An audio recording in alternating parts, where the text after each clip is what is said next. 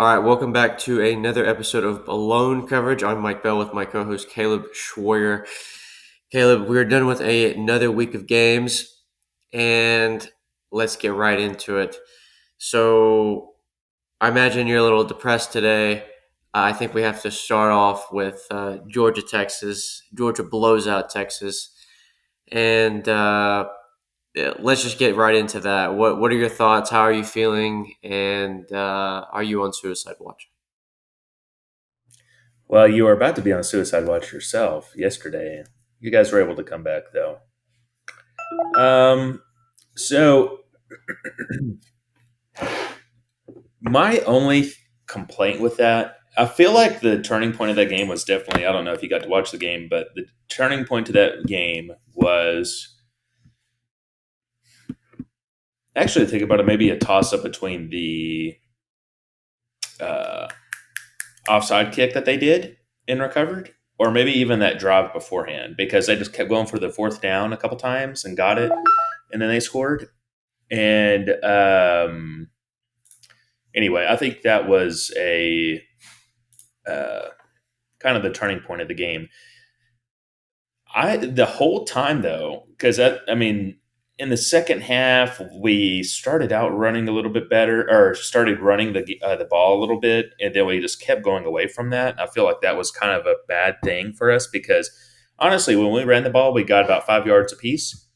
And we were doing like really well running the ball against them, to be honest. And for whatever reason, we just kept pulling away from that. And listen, I really don't think Arch had a bad game, to be honest. Even on that like interception he threw, it wasn't the worst throw, to be honest. Um, I don't know if I would question the play calling. I just wish that we ran the ball a little bit more, maybe just got the offense a little bit more in rhythm instead of just solely being reliant on the pass game. There was just too many mistakes in the first half by Texas, just as far as like penalties. I think we had 8 penalties in the first half. Miscues, like just drops by receivers. Now Wingo kind of cleaned that up a little bit in the second half, but just whenever you play Georgia, and I kind of alluded to this like in the preview, like you just can't go in there and playing Georgia, no matter what the talent level is or anything like that, and expect to get out of there. And I was telling another thing I was telling you was, I don't care about the sacks. Kirby Smart's going to be able to like ramp up the pass rush, and they did. And I feel like Texas held up pretty fine against it. He was under pressure. Yes, I want to say maybe like a couple sacks or whatever. Um, but yeah, with the penalties, miscues like drops, whatever, having a leaky secondary at times, I really there shouldn't be another expectation of winning, I guess. And it's fine. Like obviously it sucks, but as a team, we're probably not ready to like go all. Well, I know for a fact we're not ready to go all the way, but I'm just saying like we need to take another step before we can actually be contenders. Which we have the players. I think it's just a time thing in a sense.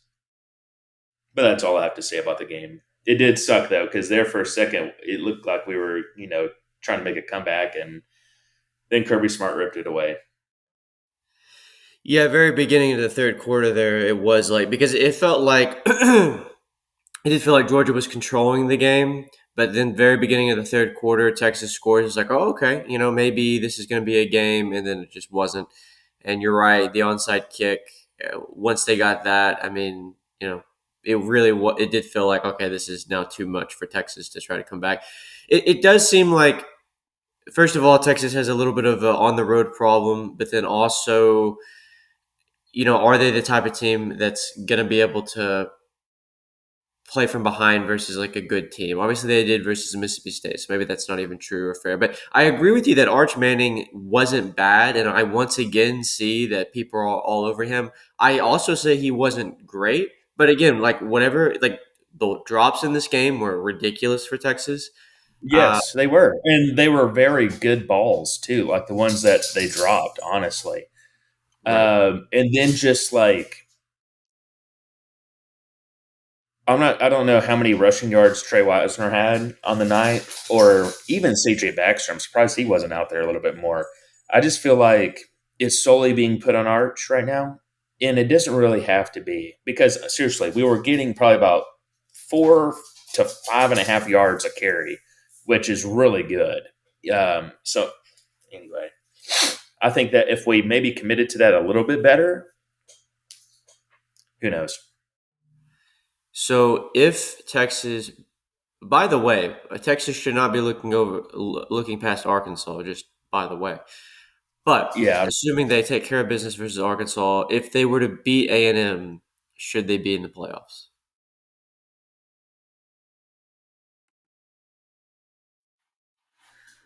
let me look at the rankings right now. They don't come out with the football play or the playoff. Right now in the AP, y'all are 17. That's fine. I can't necessarily argue with that. Um, It just depends on a lot of things, right? You have to see what other teams do. yeah, I think it depends on a lot, but I feel like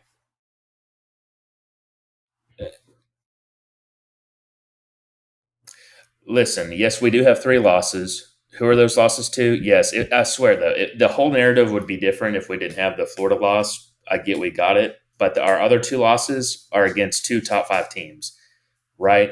And the sucks. I know that, but if we were able to beat you guys, I think it'd be kind of hard to argue not to, just because it would bring up the whole like non-conference schedule argument. Like, why would we even schedule them to begin with? If we lose, we would get penalized for that. Because honestly, we could have just put a cream puff in there, and we would just have the 2 losses instead of the 3, right?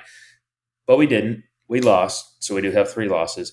But we would also have 3 wins against top 10 teams, which I also think is kind of another component that can't be ignored. So not necessarily from a bias standpoint, but Yeah, it's an interesting conversation for sure. yeah, I mean, is it like ideal to have a 3 loss team in the playoff? Probably not, but just glancing at it. But you really, and it doesn't matter who it is, but if they schedule really hard teams non-conference, maybe lose a game to that, and then I just don't see how. I don't want to say fair necessarily, because there's unfair stuff that happens every single year, as far as the rankings go sometimes. But I feel like it would be kind of hard to not put Texas in there if we're able to beat Texas A&M, because Oklahoma was 6, Vandy was 10, and you guys are you guys still 3? Probably, Yeah, yeah, 3. So yeah, it's an interesting conversation. So yeah, okay, let's. I guess we'll talk about my team now. And before I get into what I have to say about it, did you get to watch this game? so I will say I watched the first half, and then I was like, but don't go any further because I have a question after this statement. Um, I was like, okay, there's something in my gut telling me that like A&M's going to make this a little bit of a fight, but I still thought South Carolina was going to pull it out, to be honest with you. So that being said, did you turn the TV off yet No, at that point? no. That's actually, I probably wouldn't have done that. I probably would have done the same. Just I would want to see how they would have done the first 2 drives, because I went running during the second half, so I didn't get to see the comeback. But I was like, oh my gosh, I was pissed. Well, actually, here's the deal: I was balancing it. I was like, but then at the same time, I really wanted you guys to win too, in my own selfish reasons, not because I liked A&M, but Because you want to have the potential to be a top 5 team at the end of the season for you guys to get in the playoffs. Is that the reason? exactly. So you didn't get to see any of the second half?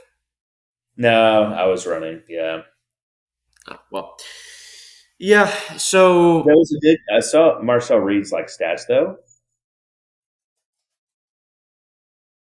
I was gonna feel really bad for him, honestly. Like if he didn't come back in the second half and have a good game, because I feel like for the most part he has been pretty good this year. I mean, he's I don't know, just the expectations people have of quarterbacks now. It's like kind of absurd to be honest, and there's not enough grace given to like a young quarterback. Was it the worst half of football ever? No, it was a pretty bad first half, and he came back and did pretty well. So you have to give him mental props for that because that's not an easy task. Well, I tell you what, I'm being serious. That may have been one of the worst first halves like I've seen a quarterback play. I mean, he was very, very bad, and not just Well, I know he had the two picks, but would you attribute like obviously I think that was a big part of like the reason how y'all got down so far, right? But I think you have to look at it from a whole team standpoint because the defense ended up like letting them score and that kind of stuff, of course, and obviously the huge momentum swings for the two interceptions with Marcel Reed didn't help for sure. But anyway, well. Don't forget also the reason we went down 17-3 is because Marcel threw a backwards pass. So it really was three, you know, mm, turnovers on him. That's what made A&M go down 17-3, and then all the pressure. So if there's like any extra pressure, it was really on his fault. The A&M defense allowed like two big plays, and South Carolina scored on those. But the rest I attribute really to the offense allowing South Carolina to score either through a short field or whatever. So South Carolina would have all the momentum. No, literally, the first half was the worst first half I think I've ever seen a team play. Like it was so. It was like it was almost like it was scripted. It was so bad. Like I mean, everything that could have gone wrong went wrong on both sides of the ball, and I I blame the coaches for that. Like they were just not ready to play on any level, and I who do was y'all one. play this coming week? What? Who do y'all play this coming week? Samford? It's some like FCS. Okay, Yeah, yeah. So I was thinking coming into the week. So first of all, I sat down and thought, okay, finally an A&M game where I can kind of just sit down and relax. I was like, I'm just going to sit down, relax. We're going to win this game easy because I just don't respect South Carolina. And even when it was like 3-3 or when South Carolina was up 10-3, I was like, yeah, whatever. A&M's going to pull this off. It's not even an A&M thing just because I don't respect South Carolina. And then, of course, when we went down 17-3, it was just like, what is happening? And just very bad. But I was thinking coming into the week, like, this is A&M's first 11 o'clock kickoff in like 3 months. Well, maybe not 3 months, like two and a half, something like that. And it's a small thing, but, when most of your games are like 2:30 or 6:30, it's like, okay, that's an early kickoff. And I don't know if you remember me telling you this, but NBA basketball players say like some of the toughest games they play are the first home game after a long road trip because they're too relaxed. And a lot of times they'll drop that game. And I thought about that coming into this. Like, okay, A&M hasn't played at home in like a month or something like that. So those things were on my mind, but I was like, yeah, but I just don't respect South Carolina. And then the game was what it was. Second half, I was thinking like, okay, if A&M can just put together a couple drives, then maybe they can make this competitive. And they did. They just went right down the field every single time. And there's something about A&M in the second half. They've been just very, very good. But they got to figure it out because they're not going to be able to do that against like Georgia or whenever they're facing like an actually elite team. They've got to put it together like a full game of football. And I will say when they go against Texas, they're not going to be asleep.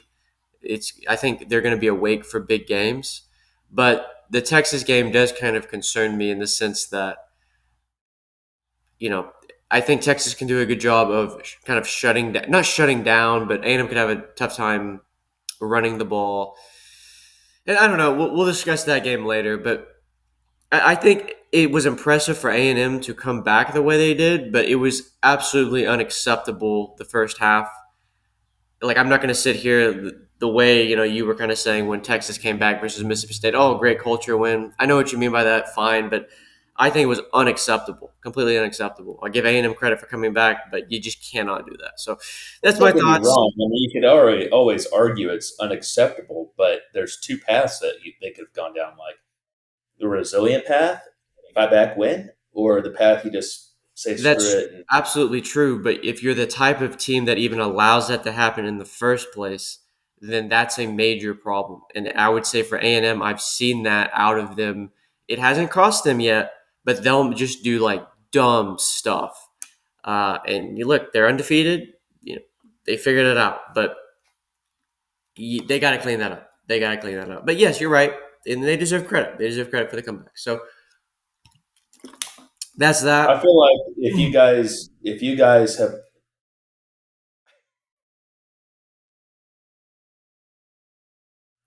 do that against the wrong kind of team, though, obviously, right, and you'll lose. Yep. There was something Okay. else I was going to say. I think honestly, because I bet a big storyline would have been like Elko getting that Right. extension, and if Elko Right. lost too, I I know. bet people would have gone crazy with that. Like how much did that factor into it? I mean, I really don't think it would have been, to be honest with you. But I'm just saying, people would have ran with that. Oh, this guy, he gets his payday and already loses or something, which Right. would be an A&M thing, by the way. But yeah, Yeah. I mean, I wouldn't even argue with that. But speaking of coaches, let's maybe talk about that for a second. So, are you seeing a lot of this Lane Kiffin stuff? A lot of this drama going on? no. What So exactly? basically, there's rumblings out there that Lane Kiffin may leave Ole Miss for Florida, like right now, like during the season, and like he will not continue to coach the team. And he hasn't outright denied that. I don't know, but it's being talked about now, like on a high level, to expect like something crazy to happen with that. How? It would be crazy, and everyone's had the same reaction, like no way he'd do that. But apparently, that's I mean, actually it'd just be really disrespectful, though. To be honest, if you really think yeah, of, I mean, it really would be because it's like basically saying screw all these players he's cultivated there. And yeah, listen, if that were his intentions, would it be better for him to do that so he could go ahead and get a grip on the situation down there and do everything much more efficient and stuff? Sure, but you just don't do that to the kids that are already there with you at Ole Miss, yeah, right? In my opinion. yeah. I mean, I'm with you. Honestly, because I guess they're 9-1 now, huh? Yeah, Yes. they're or yeah 9-1, and let me look at their ranking real quick. They're five. Are they going to be in the last two rounds of the playoffs? I don't know, but I mean they have potential to go pretty deep in the playoff. It just depends on who they play. Main thing being like if they're going against two offensive teams and not a defensive team, then yes, I think Ole Miss could go pretty far. But if they play, I don't know, a team that's got a really good defense and a good offense, I think they may be in problems or in a trouble situation there. But I couldn't fathom that, to be honest with you. And just with his history, as far as like the Tennessee to USC move and everything like that, I feel like he'd be much more cautious. Hmm. Yeah. So also another coaching thing to talk about. I don't know if you've seen this, but James Franklin Yeah, being linked to Virginia Virginia Tech. Tech. I don't. I just tell you, I don't understand that. If I'm James Franklin, like I feel like you can get a Well, he better. could do better. I think. You think what? I think he could do better. I could do a lot better. I think he could get the Auburn job. I think he could get some of these SEC jobs. I think Arkansas is a better job. I think every job actually just about is better than Virginia Tech. So Yeah. I'm The only thing I surprised. thought of maybe was just like the recruiting aspect of it, like maybe the some of the areas that they recruit in overlap, maybe, and Yeah, so it wouldn't necessarily be like this bipolar situation to be going into. But still, I think the pros of going to like Arkansas, LSU, or whomever, whatever SEC school would have him, or whatever other openings there would be better than just to be more comfortable right, at Virginia Tech. right. So yeah, that's one to watch. So this coaching carousel is definitely going to be an interesting one. So I guess For maybe sure. let's get back to the games. I think the big game to talk about, obviously, is OU beating Alabama, and I did get to see most of the game, and it kind of went. We were talking about it, and it kind of went somewhat as expected. I mean, I expected OU to keep this competitive, and credit to OU. They could have died. Like they could have just like fallen off a cliff, been like a 7-5 team, and they're not done yet. They still have to face Missouri and LSU, and obviously those teams aren't as good as we thought they were at this Right. point of the Yeah, season. They have that's problems, but exactly what I you was never know thinking. how games are going to go.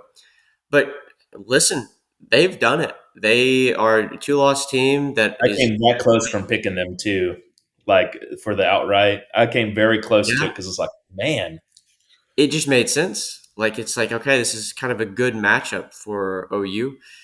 And Alabama, they've been going through that gauntlet schedule. It's like, okay, are they gonna, fall anywhere? And it was I was just thinking, like, OU. The thing is, like, OU beat them last year, and now yeah. you got them at home. It's like, are they really gonna do that? Which that was very like that.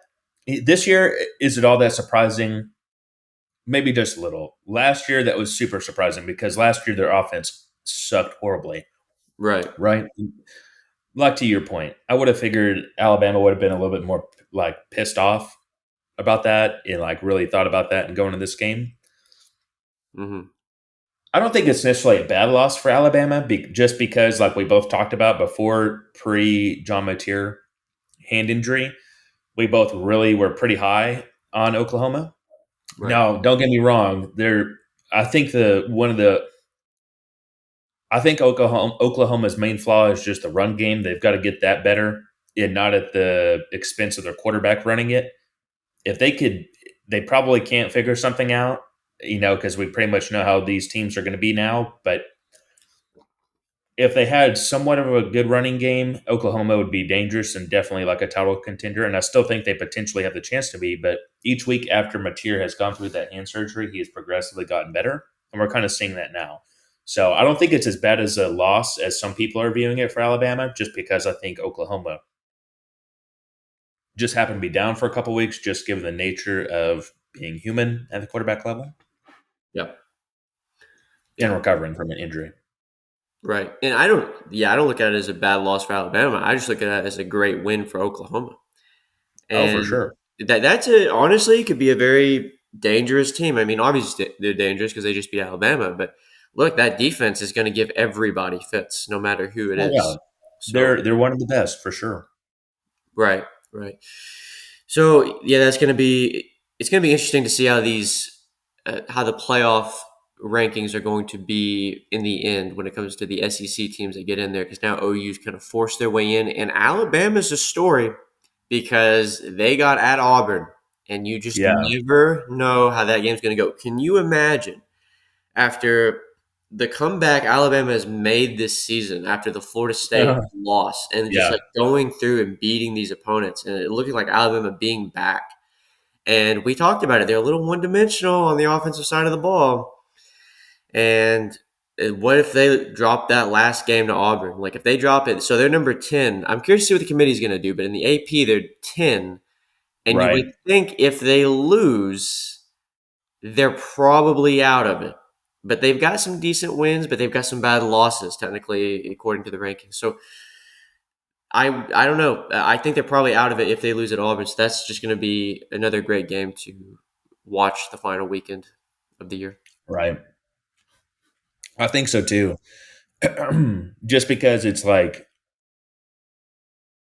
now, I remember when it was just like Alabama just beat the crap out of them every year. But honestly, man, there might be a year like that here and there the last 10 years, but it's actually I think one of the more competitive rivalries. To be honest, definitely one of the craziest in recent years, but competitive too. Right. Okay, so let's see. So the noon games, Notre Dame, Pittsburgh. I was thinking maybe Pitt can keep this one close because game day they'll give it their best shot.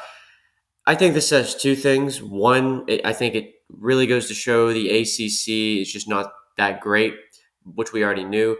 But I am telling you, and I don't think they're getting talked about enough just because they're blowing out opponents. But Notre Dame is one of the best teams in the country. They're the team I probably want to face the least in the playoffs, although Georgia's kind of becoming that. Again, talking outside of like the Ohio States, but Did, um, like did you actual see matchup. that? Did you see that meme where I guess it must have been a kicker or a punter for Pittsburgh was holding on to, or I don't know. Does Jeremiah Love return punts or kickoffs I don't off the think top so. of I your head? don't think so. I wouldn't think so either, but just the way this guy looked, I swear he has like the body of like a punter or a kicker. Okay. Jeremiah Love was just running and the drug the guy like the guy was holding on to a shirt and he was pulling him for 10 yards until somebody else tackled him. It was hilarious. The guy was just back there just going along for the ride. It was hilarious. You'll have to go look at that. But oh, anyway, yeah. It was Well, a pretty cool game day atmosphere there in Pittsburgh. I think that was the best thing out of that whole matchup was just the game day atmosphere and just the stories. I guess you could say I didn't realize Pittsburgh had that many like Hall of Fame NFL players. I guess I didn't realize that either. Like yeah, I didn't realize Pittsburgh had that kind of, I guess, football history. like college, not pro. I mean No, that's pro. what It's I'm like talking about. Yeah, yeah, yeah. right, right. Yeah, yeah. That was interesting. Yeah. I'm glad game day went there. Did you see they're going to James Madison this week? I did not, but Fair enough. okay. They could have gone to the Oregon USC game, but I understand their, why they want to go to just like places they don't usually go. So whatever. But just, quickly on this game, Notre Dame, I'm telling you, watch them. I think they could legitimately win it all. And Jeremiah Love is like one of my favorite players in college football. That dude is just different. He's a beast, Amazing. Yeah. honestly. But what's crazy is now I didn't see the what ranking Mel Kiper had him on the big board or whatever for the running back. I mean, I imagine it'd probably be one or two, Hmm. but uh, his backup or Copart, forgot his last name Price. off the top. He's the third. So Yeah. could you imagine just being on a football team where you have like the one, two, and then the third running back, like best running back in college football, like from a draft standpoint? I mean, Yeah. and anytime you watch the guy, dude, he is just insane. I know it's crazy. That's why I was telling you, and I'm not trying to get in an argument here, but you were saying that you wouldn't. I think if you matched up with Notre Dame, how you wouldn't worry about their run game that much. I think everybody should worry about that run game. I think they can run on anybody. I just think they are that good. I don't. I forgot exactly what I said last week or whatever. I don't think they'd be able to run on us like they run on like the typical person. Like, do I think Jeremiah Love will get 167 against us? I can't say with 99% confidence that. I would like to think not. That is the one thing our defense is good at is containing the run. But anyway, but that would be a hard one to do because they have. I actually wonder where their rush offense ranks, just because it's like no other team in the country has two backs like that. You guys have two really good backs. Yeah, but I one's think hurt. So right. That's what I'm saying. And yep. honestly, I feel like we would have a good running back duo as well, but both of them have been hurt off and on, just not enough consistency. But anyway, yes, I agree with you. I think A&M or Notre Dame is very good. I think they could. I think it will be a shock when they're in the playoff Yep. how well they do. I'm curious to see where they're gonna be ranked, who they play at. Like I'm literally watching to make sure A&M doesn't have to play them. But like I said, the two teams I want to face: Georgia, Notre Dame. So the last game. I mean, there's a few games to talk about, but the game that we kind of talked about in the previous show, Iowa USC. So I only got to watch the first half of this game. I was able to catch up on like every other game. So I didn't get to see the second half, but I was disappointed to see that Iowa couldn't pull this one off because I saw the first half and I saw Iowa be the better team. And their defense was great and they were moving the ball. To my surprise, kind of, although, it's not a surprise that they were able to run on USC, I guess, because they struggle with that. So I don't know how much of this game you were able to watch, but I guess obviously USC has a good enough offense to where they were able to pull this thing out late. So credit to them. That does set up a great game this weekend, and maybe the only great game this weekend in USC Oregon. But it sucks for Iowa, because they're 6-4, but it just feels like they're better than that, But whatever they did, Really and truly, here's the deal for Iowa. This year, they have got to go in the portal and just go get. They're probably not going to be able to get the best quarterback available in the portal, but they have got to get somebody that can just give them a consistent enough passing game. It's the same problem with them every single year. Okay, and like a couple years ago, when they were ranked 4 or whatever, or pretty consistent, pretty high in the top 10, that's the last time they were able to somewhat pass the ball. Okay, these guys could go compete for championships every year if they could just get consistent quarterback play. Not elite, just consistent. yeah, they do need to do that. The thing is, like, are you at Iowa going to get a good portal quarterback? I know you Well, don't have to be exactly. the best, but you can get somebody. I don't know. I I mean, think they could. I mean, well, let me. Okay, so kind of I think a different. Well, actually, here's the deal with interesting thought I just had here. Think about Indiana getting Mendoza, and I think Mendoza came from the same school that Kurt Signetti was at.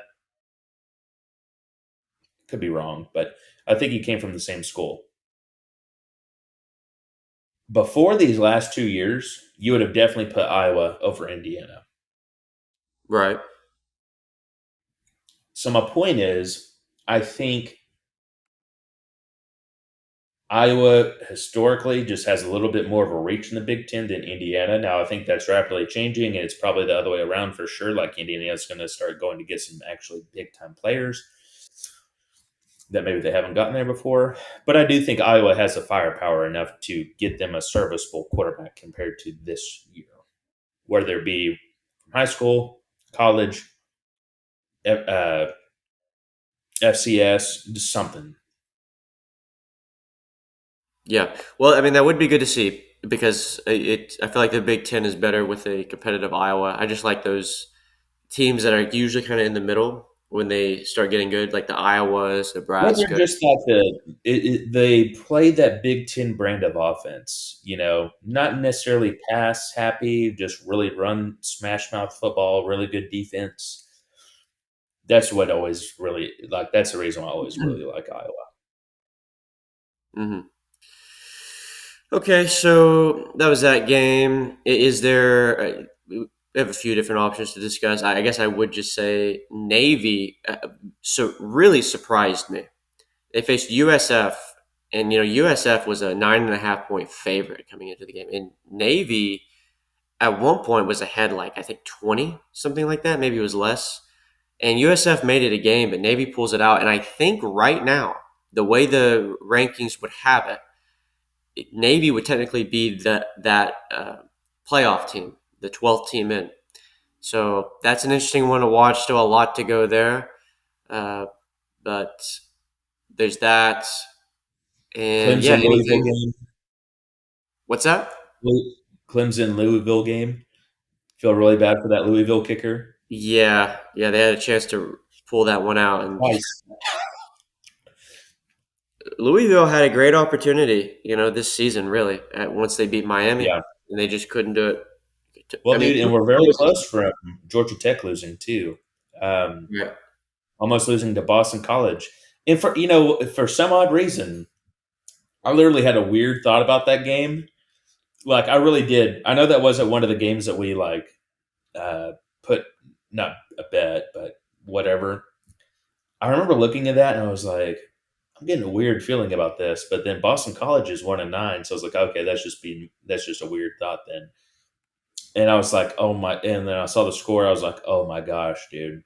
Don't let Boston College ruin this year for you. right. Yeah, that in Billy O on Boston College, he's a good coach, so you never know. But I would give credit to BYU.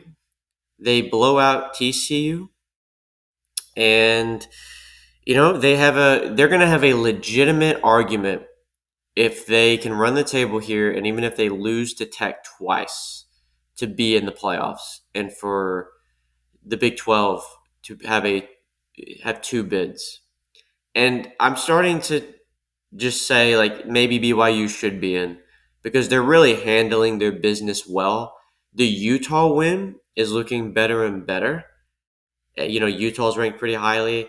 They go at Cincinnati this week. Cincinnati just lost to Arizona, and yeah, it's a team to watch. Bachmeyer threw for I think 293, and yeah, so I want to say right now the Big 12 with all the tiebreakers, it's pretty much.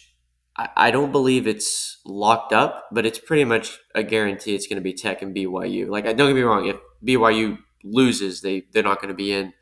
But I think they can afford actually to drop a game with the way the tiebreakers work. But if they lose two, then obviously they're out. But yeah, I think BYU could be that second team in from the Big 12, something to keep an eye on.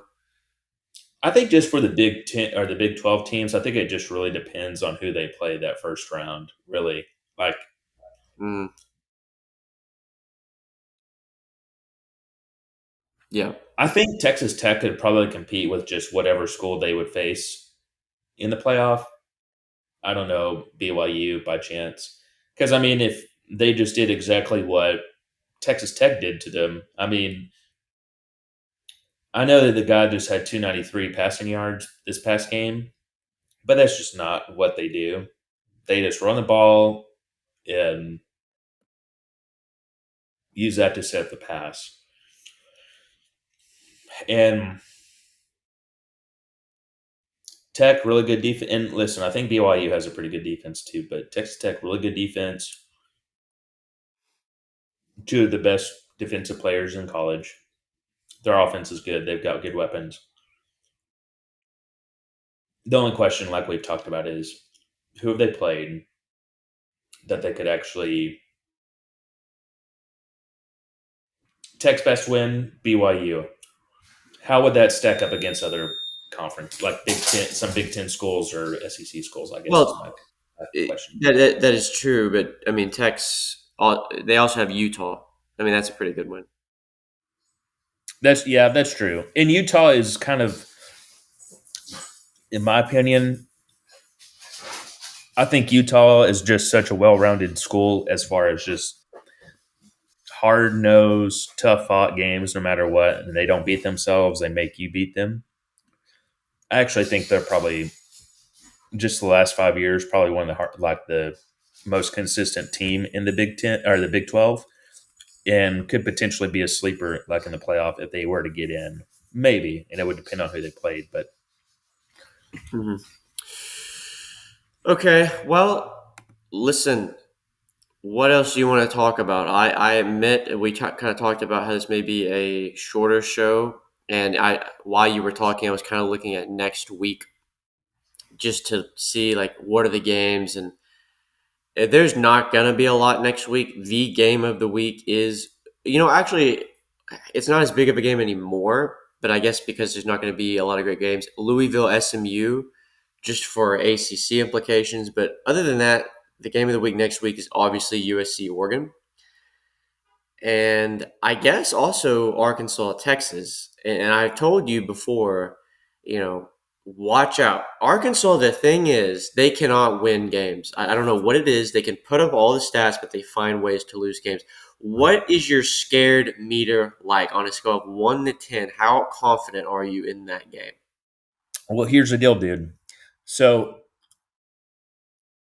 that is a rivalry game, and you could argue it's even a deeper hate between like you and A&M and Arkansas. Like when we played them in 2021 and they beat the crap out of us, like I forgot what this shirt said. It was like I forgot what it was, but it was actually pretty hilarious and stuff. Like they're pretty rabid against us. I'd maybe say here's the deal though. What I will say, we're definitely in do or die mode now. Like there's just no ifs, ands, or buts about it. So I think Texas's best ball is going to be played like these next 2 weeks. And don't get me wrong, I'm still scared, maybe a six, just because it's a rivalry game, deep roots. Um,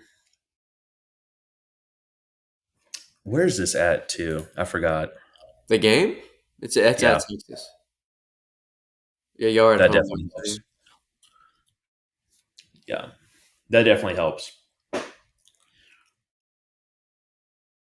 I think Sarkeesian's going to have the players believing that you guys can still get in the playoffs if you win The out. problem is we can't mess up, and that's honestly been the only plaguing thing to our team. Really, like take away our penalties and just the sloppiness. Like not necessarily like we could probably live with our secondary giving up big plays here and there.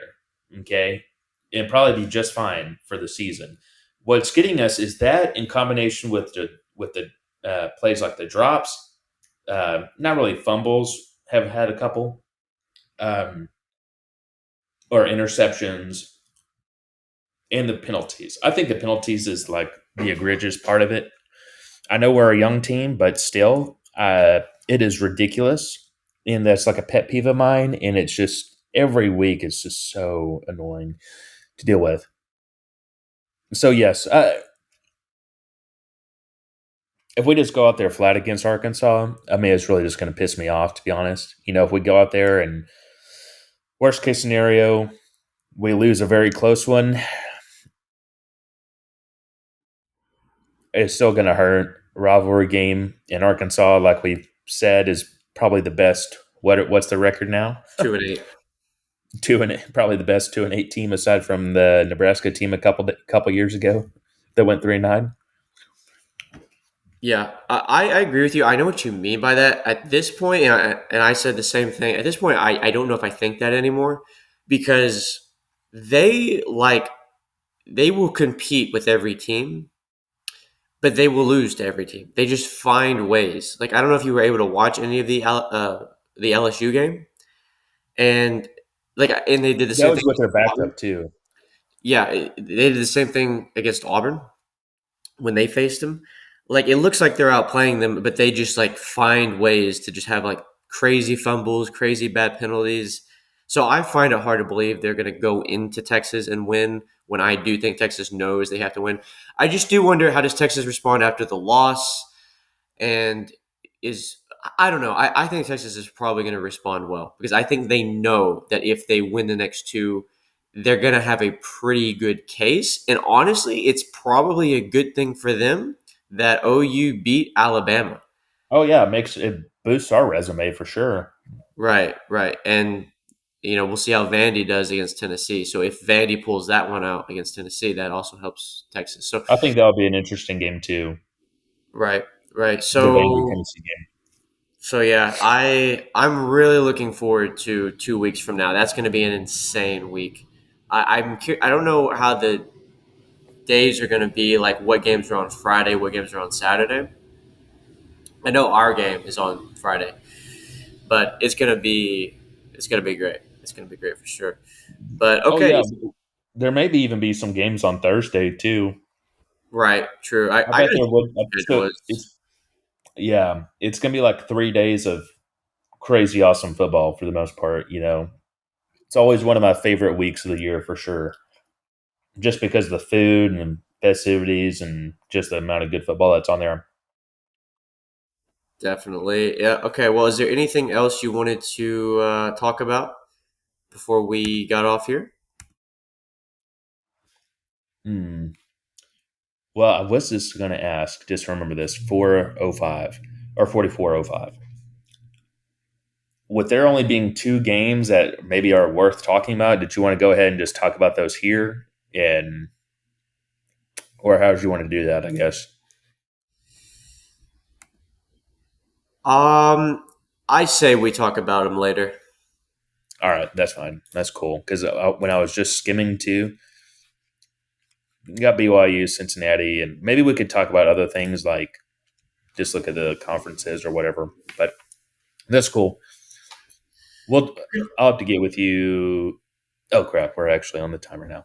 Okay, no, that'll be it. All right, all right. Well, that's been another episode. I'll talk to you later in the week. All right, bye.